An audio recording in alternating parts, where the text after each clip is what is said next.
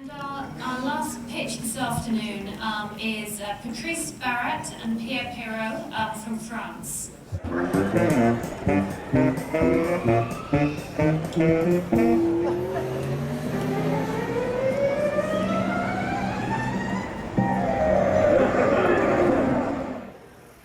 So what we'll see this afternoon are 3 short-form pitches and 3 long-form pitches. What I'm particularly excited about is the country representation that we have. And we'll see pitches from the Ukraine, Egypt, Italy, South Africa, China and France.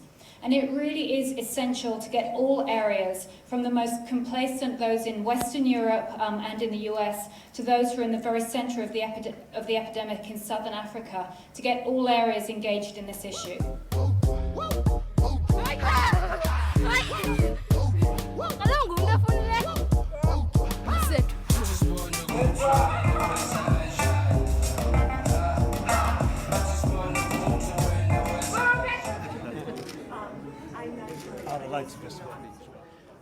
Sinesipo is a 15-year-old girl who was used as the cover girl to the Global Fund report. And the whole basis of this documentary was to go back to see what happened to her 3 years on. She's an orphan today. Her father died of tuberculosis. Her mother disappeared and lives in Pretoria, we understand now, but has not come back to her life. A typical story of a young woman entering her sexual life. So the way that this documentary works is that we empower a citizen and provide this citizen the tools of journalism to go and ask the questions that they want.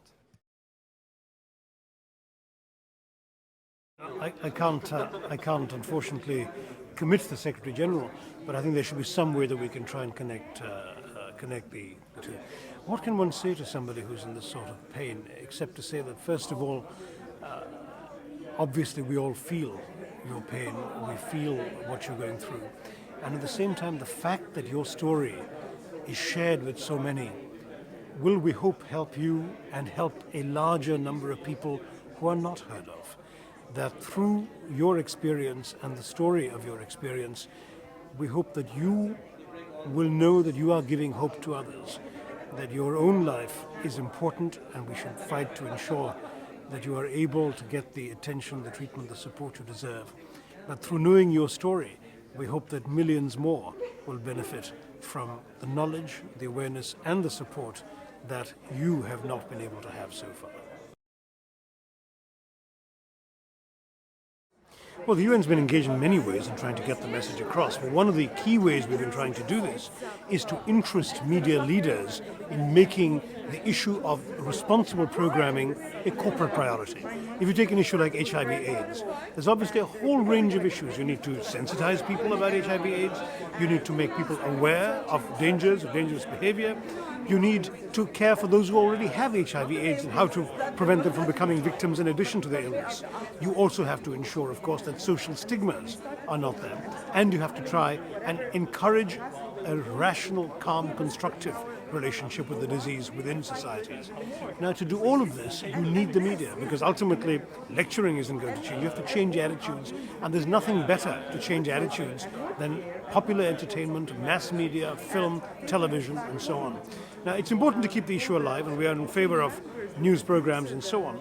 But what's vital for us, I think, is to ensure that these mainstream television programs, the kinds of things that people who don't watch the news watch, also incorporate these messages, so that somebody goes to see a sitcom or his favorite thriller or a soap opera, and there's a character who becomes HIV positive, maybe his favorite character. And he learns from that experience, from how the characters behave, from the lessons that the film and the show can teach. And in that way, film has the power not just to empower those who have HIV/AIDS, but to empower an entire society not to be victims of HIV/AIDS. The Global Fund is a relatively new institution. It should be given a chance to work. Clearly it needs more money. I mean, it's getting more applications for funding than it's got funds to give those who are applying. But at this point, governments are clearly the principal sources of revenue for this kind of fund. And I think we have to encourage governments to do more rather than give up on governments.